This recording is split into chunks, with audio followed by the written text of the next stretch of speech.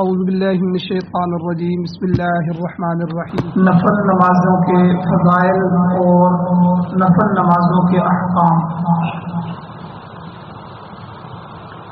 رمضان المبارک میں اللہ تعالیٰ کا خاص قرب ایمان والے حاصل کر سکتے ہیں، اور ہر آدمی کو کوشش کرنی چاہیے کہ رمضان میں اللہ تعالیٰ کی قربتیں حاصل کر لیں، کیونکہ یہ ایک ایسا مہینہ ہے کہ جس میں اللہ تعالیٰ کی رحمتیں، اللہ کی طرف سے برکتیں تیز بارش کی طرح برس رہی ہوتی ہیں۔ اس لیے نبی کریم صلی اللہ علیہ وسلم نے فرمایا کہ جو اتنی تیز بارش میں بھی اللہ کی رحمت سے اپنے آپ کو تر نہ کر سکے، نہ بھیگ سکے، اور اللہ کی اس رحمت سے فائدہ اٹھاتے ہوئے اپنی مغفرت اور اپنی بخشش نہ کروا سکے، تو وہ آدمی ہلاک ہو جائے۔ گویا کہ اتنے بہانے جو اللہ تعالیٰ نے رمضان میں رکھے ہیں اس امت کے بخشنے کے لیے اور ایمان والوں کو معاف کرنے کے لیے، ان بے بہا بہانوں کے ہوتے ہوئے ایک آدمی اپنی مغفرت نہ کروا سکے تو پھر اس کے لیے ہلاکت یقینی ہو جاتی ہے۔ اور پھر اس خاص حدیث میں حضرت جبرائیل امین اللہ تعالیٰ کے حکم سے حضور کے پاس تشریف لاتے ہیں اور 3 آدمیوں کو بددعا دیتے ہیں۔ ان میں سے ایک آدمی وہی ہے کہ جو آدمی اس مہینے میں بھی مغفرت نہیں کروا سکتا، اللہ کو راضی نہیں کر سکتا، تو اس لیے ایسے آدمی کی ہلاکت میں کیا شک ہو سکتا ہے کہ جس کے لیے اللہ حکم فرمائے اور جبرائیل امین وہ بددعا کریں اور اس بددعا پر حضور جیسے شفیق نبی اور خاتم الانبیاء صلی اللہ علیہ وسلم آمین کی مہر لگا دیں۔ تو اس لیے رمضان المبارک میں اللہ تعالیٰ کا خاص قرب ایمان والے حاصل کرنے کی کوشش کرتے ہیں، اور اس قرب کے لیے وہ ہر تدبیر جو اس مقصد کے حصول میں معاون بنے اختیار کرتے ہیں، اور انہیں اختیار کرنا بھی چاہیے کہ کسی طرح اللہ تعالیٰ کی یہ رحمت ہمیں مل جائے، اللہ کی رضا مل جائے۔ ہر وہ تدبیر جو جس سے یہ رضا مل سکتی ہے وہ آدمی کو کرنی چاہیے۔ انہی تدابیر میں سے ایک تدبیر نوافل کی نماز، فرائض کے بعد جس عمل کے ذریعے اللہ تعالیٰ کا قرب حاصل کیا جا سکتا ہے، اللہ کے قریب ہو جا سکتا ہے، وہ نفل نمازیں۔ تھوڑی سی بندہ ہمت کر کے ان نمازوں کو بھی اپنے معمولات میں شامل کر لے تو انشاءاللہ دنیا اور آخرت میں ان کے فوائد حاصل ہیں۔ اب میں نفل نمازوں کی تھوڑی سی تفصیل اور مختصر ان کے احکام ذکر کرتا ہوں تاکہ ان کی ترغیب ہو جائے، اور بندہ جہاں 5 وقت نماز پڑھنے کی کوشش کرتا ہے وہاں ان نوافل کو بھی اپنے عمل میں لے آئے اور اپنے معمولات میں شامل کرنا۔ سب سے پہلے تہجد کی نماز ہے۔ تہجد کی نماز کی فضیلت اور مختصر احکام۔ حضرت ابو ہریرہ رضی اللہ تعالیٰ عنہ کی حدیث ہے، روایت ہے کہ حضرت صلی اللہ علیہ وسلم نے ارشاد فرمایا، افضل الصیام بعد شہر رمضان شہر اللہ المحرم وافضل الصلاة بعد الفریضۃ صلاۃ اللیل۔ سنن ترمذی شریف کی حدیث نمبر 438 ہے، جس کا ترجمہ ہے کہ حضور نے فرمایا کہ رمضان کے بعد سب سے افضل روزے اللہ کے مہینے محرم کے روزے، اور فرض نماز کے بعد سب سے افضل نماز رات کی نماز یعنی تہجد کی نماز۔ یہ بات یاد رکھیں کہ جب تک رمضان کے روزے فرض نہیں ہوئے تھے اس وقت تک محرم کے روزے فرض تھے، پھر جب رمضان کے روزے فرض ہوئے تو محرم کے روزوں کو نفل سنت بنا دیا گیا۔ تو اسی طرح 5 وقت نمازوں میں سے پہلے تہجد کی نماز حضور علیہ الصلوۃ والسلام پر اور صحابہ پر فرض تھی، اور پھر مشقت کی وجہ سے صحابہ سے اس کو نفل قرار دیا گیا اور حضور علیہ الصلوۃ والسلام پر آخری وقت تک یہ فرض رہی۔ حضور نے کبھی زندگی میں تہجد کی نماز نہیں چھوڑی۔ تو اس لیے افضل چیزیں دونوں اس حدیث میں حضور نے ذکر کر دی کہ بھئی سب سے افضل تو رمضان کے روزے، تو رمضان کے روزوں میں سال بھر میں بہت سی جگہ پہ حضور نے جو ہے وہ روزہ رکھنے کی فضیلت بیان فرمائی ہے، نفلی روزے۔ تو حضور نے یہاں بتا دیا کہ رمضان کے بعد اگر کوئی افضل روزے ہیں تو وہ اللہ کے مہینے محرم اور حرام کے روزے، اور فرض نماز کے بعد اگر کسی نماز کا درجہ ہے نوافل میں سے، وہ سب سے افضل نماز رات کی نماز یعنی تہجد کی نماز۔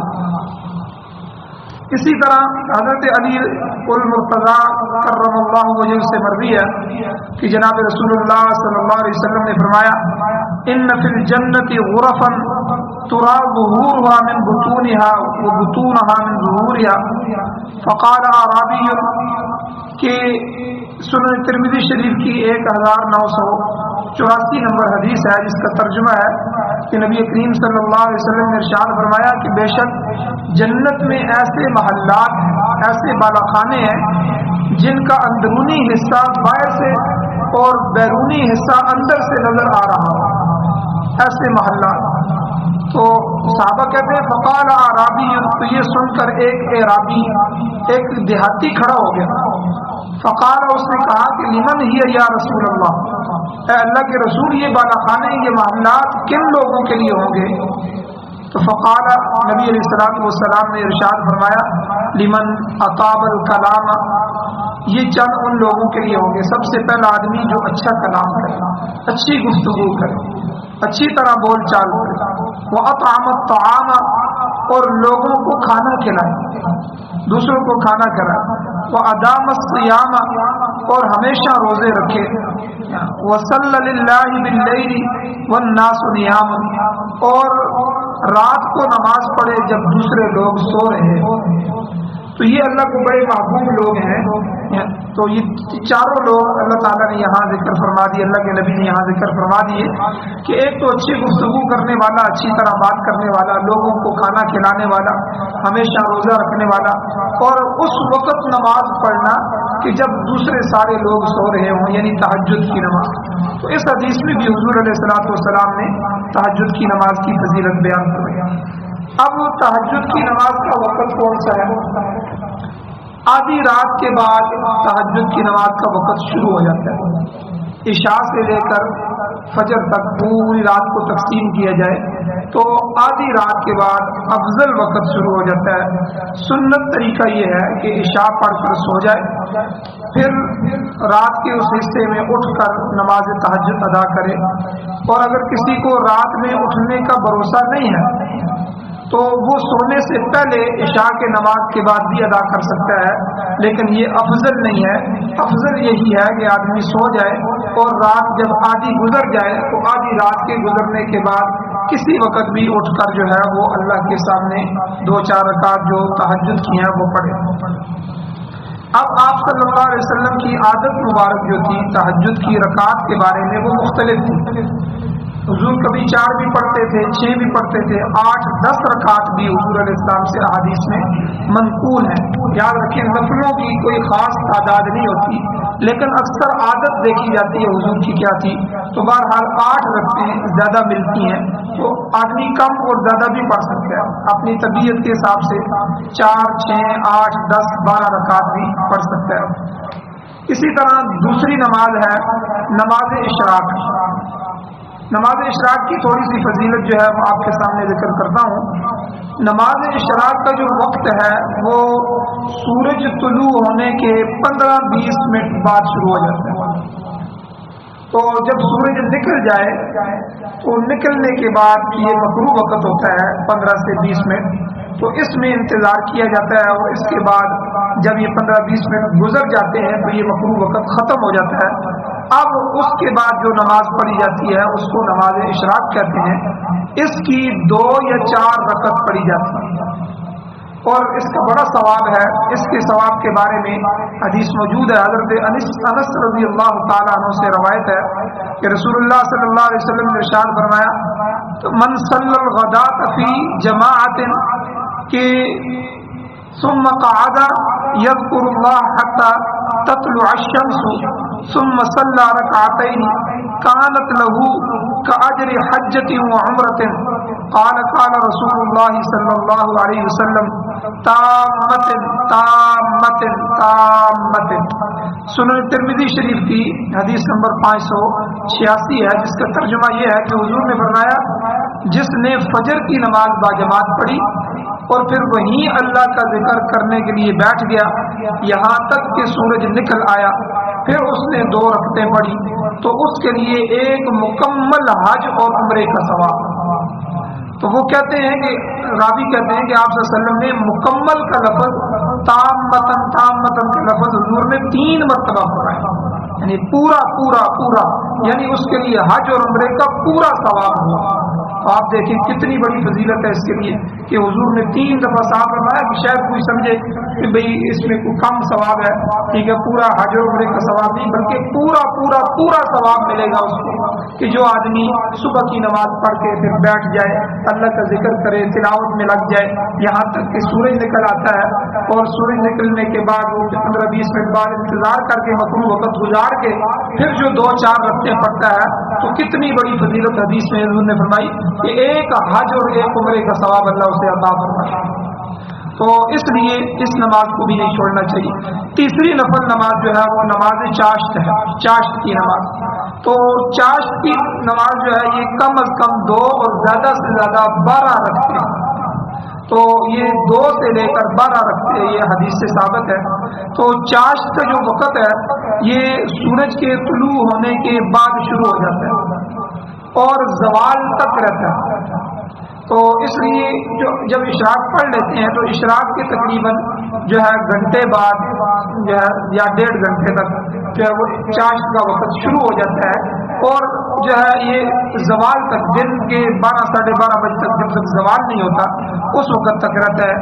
لیکن افضل یہ ہے کہ دن کے چوتھائی حصے گزرنے کے بعد پڑھیں، یعنی تقریباً 8:30 9 9:30 10 بجے یہ افضل وقت ہے کہ اس وقت جو ہے چاشت کو پڑھا جائے. اب چاشت کی فضیلت کیا ہے؟ حضرت ابو درداء رضی اللہ تعالیٰ عنہ سے روایت ہے کہ رسول اللہ صلی اللہ علیہ وسلم نے ارشاد فرمایا من صلی الضحى ركعتين لم يكتب من الغافلين ومن صلى 4 كتب من العابدين ومن صلى 6 كفي ذلك اليوم ومن صلى 8 كتبه الله من القانتين ومن صلى 12 بنى الله له بيتا في الجنة.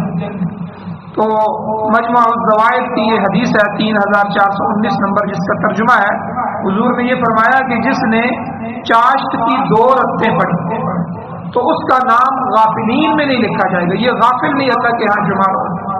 اور جس نے 4 رکعت پڑھی تو اس کا نام اللہ کی فہرست میں عابدین میں لکھا جاتا ہے، عبادت گزاروں میں لکھا جاتا ہے.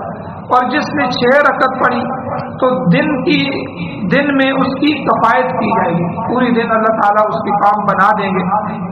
اور جس نے 8 رکعت پڑھی اسے اللہ تعالیٰ اطاعت شعاروں میں لکھ دیں گے، یہ اللہ کا مطیع ہے، اطاعت کرنے والا.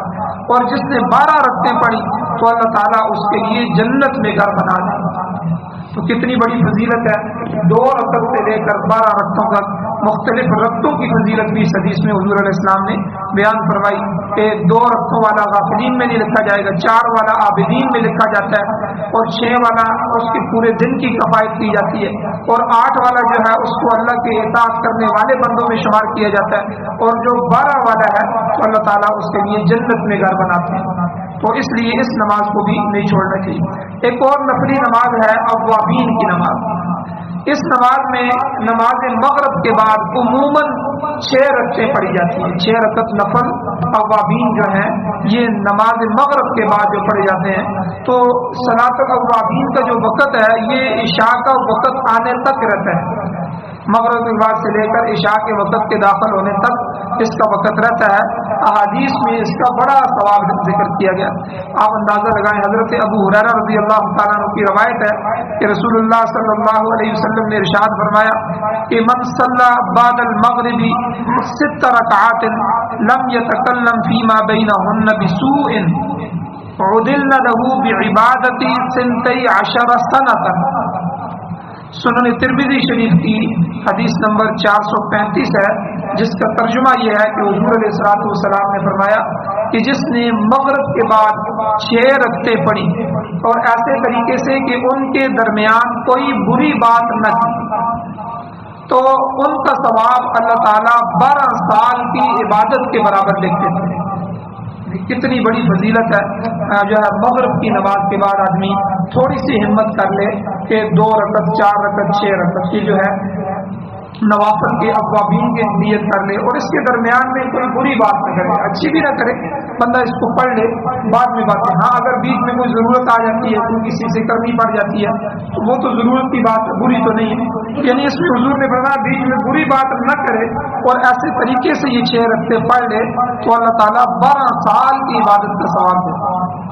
اتنی بڑی فضیلت ہے, تو اوابین جو ہے یہ بھی نہیں چھوڑنی چاہیے.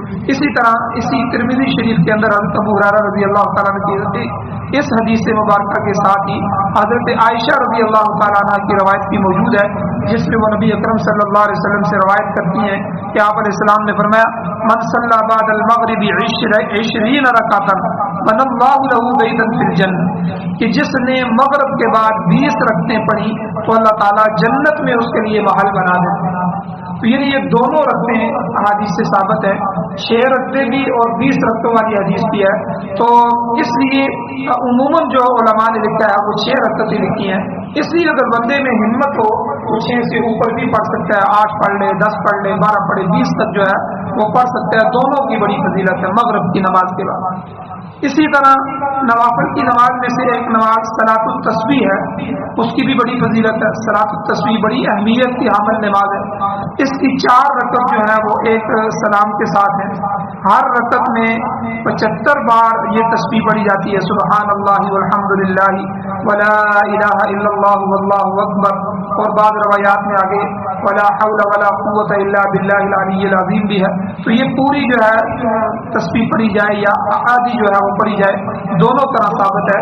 تو یہ اس کی بڑی فضیلت ہے, اور اس کا تفصیلی طریقہ اور تفصیلی احکام جو ہے پیچھے گزر چکے ہیں. اس وقت پورا ایک درس گزرا تھا, تو اگر کسی کے پاس وہ درس محفوظ ہے تو اس میں دیکھا جا سکتا ہے. اور یہ تو نوافل کی چند نمازیں ہیں. اسی طرح ایک نماز نماز حاجت ہے, کسی بھی ضرورت کے پیش آنے پر 2 رکعت صلاۃ الحاجت پڑھنا یہ مسنون عمل ہے. حضرت حذیفہ رضی اللہ تعالیٰ عنہ فرماتے ہیں, سنن ابو داؤد شریف کی 1319 نمبر حدیث ہے, ترجمہ ہے کہ نبی صلی اللہ علیہ وسلم کو جب بھی کوئی معاملہ کوئی حاجت پیش آتی تو آپ نماز پڑھتے. ٹھیک ہے, تو یہ صلاۃ الحاجت ہے. حضرت یوسف بن عبداللہ وہ فرماتے ہیں کہ میں نے علم سیکھنے کے لیے حضرت ابو درداء رضی اللہ تعالیٰ عنہ کی صحبت اختیار کی. پھر جب ان کی وفات کا وقت قریب آیا تو انہوں نے ایک بات مجھے فرمائی کہ مسند احمد کے اندر حدیث ہے کہ جس کا ترجمہ ہے کہ لوگوں کو میری موت کی خبر دو. چنانچہ میں نے لوگوں کو جا کر بتایا کہ حضرت مرض الموت میں ہے. چنانچہ میں واپس آیا تو گھر لوگوں سے بھر چکا تھا. یہ فرماتے ہیں کہ میں حضرت ابو درداء رضی اللہ تعالیٰ عنہ کو خبر دی, گھر لوگوں سے بھر چکا ہے. حضرت ابو درداء رضی اللہ تعالیٰ عنہ صحابی رسول ہے, انہوں نے فرمایا کہ مجھے باہر نکالو, تو ہم نے آپ کو باہر نکالا. پھر آپ نے فرمایا مجھے بٹھاؤ, تو ہم نے آپ کو بٹھا دیا. تو آپ نے فرمایا میں نے رسول اللہ صلی اللہ علیہ وسلم سے یہ فرماتے ہوئے سنا کہ جس نے اچھی طرح وضو کیا پھر 2 رکعتیں خشوع اور خضوع کے ساتھ پڑھی تو اللہ تعالیٰ اس کے سوال کو جلدی یا دیر سے ضرور پورا کریں گے. جو اللہ سے وہ مانگے گا اللہ اس کے لیے پورا کرے گا. اسی طرح ایک نماز تحیۃ الوضو کی ہے کہ اس نماز کی 2 رکعتیں ہیں, وضو کرنے کے بعد پڑھی جاتی ہے. احادیث میں اس کی بڑی فضیلت ہے. ایک حدیث حضرت زید بن خالد جوہنی رضی اللہ تعالیٰ عنہ کی ہے کہ نبی اکرم صلی اللہ علیہ وسلم نے ارشاد فرمایا, سنن ابو داؤد کی 905 نمبر حدیث ہے, ترجمہ ہے کہ جو شخص اچھی طرح وضو کرے پھر 2 رکعت نماز پڑھے ان میں وہ بھولے بھی نہیں تو اللہ تعالیٰ اس کے پچھلے سارے گناہ معاف کر دیتے ہیں. تو اس لیے جب وضو کیا جائے کوشش کی جائے اس میں بھی 2 رکعت پڑھی جائیں.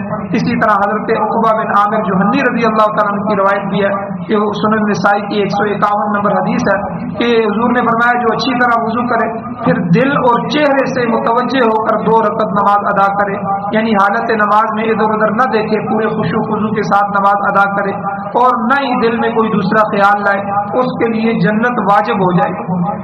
تو اسی طرح اور بھی بہت سی حدیث ہیں، نمازیں ہیں، ان کو بھی جو ہے وہاں بہت سے احکام لکھے گئے ہیں. صلاۃ التوبہ ہے، صلاۃ الحاجت ہے، اور ان کے علاوہ استخارے کی نماز ہے، اللہ تعالیٰ سے مشورہ کیا جائے ہر بات میں، نماز استخارہ ہے. اور اسی طرح سفرانہ نماز ہے، سفر کی نماز ہے، نماز استسقاء ہے بارش مانگنے کے لیے، نماز کسوف اور خسوف ہے جب چاند گرن لگ جائے، سورج گرن لگ جائے، یہ نوافل ہیں، ان کے مختلف احکامات ہیں. تو بہرحال ان نمازوں کو بھی اہتمام کرنا چاہیے. اللہ تعالیٰ سے دعا ہے کہ اللہ ہمیں عمل کی توفیق عطا فرمائے.